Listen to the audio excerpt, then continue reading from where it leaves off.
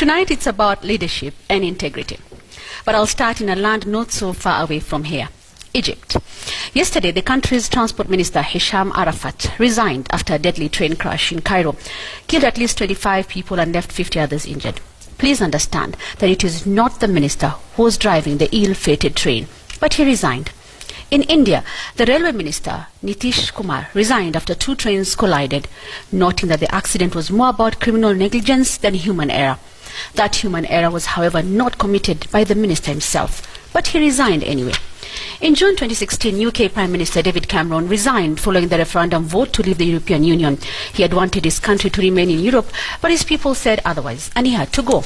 In that same country, a member of the House of Lords quit his government post after turning up late to answer questions, saying he was thoroughly ashamed of himself. Yes, thoroughly ashamed for simply arriving late in Parliament to answer questions.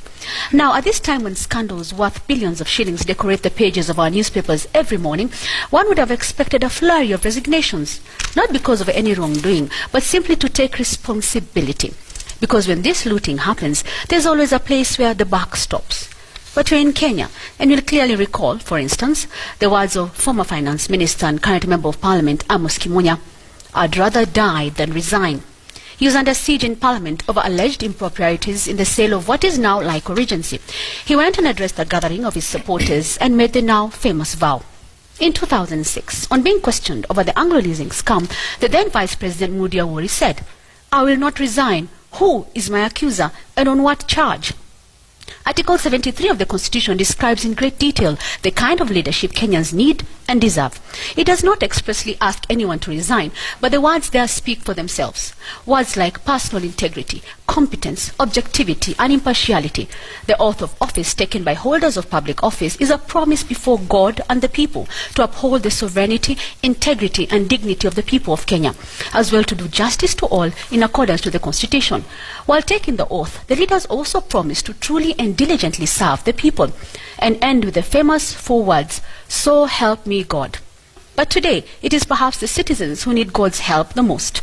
The blatant looting is unprecedented. The audacity with which public resources are being pilfered is mind-boggling. And yet, there are men and women put in place by the people and the law to watch over public coffers. The Constitution presupposes that when we go for elections every 5 years, we would look for Kenyans who fit this bill. But I'm not holding my breath. When the time comes for another election, we shall once again leave the comfort of our beds at 3 a.m. to queue and elect the very same leaders.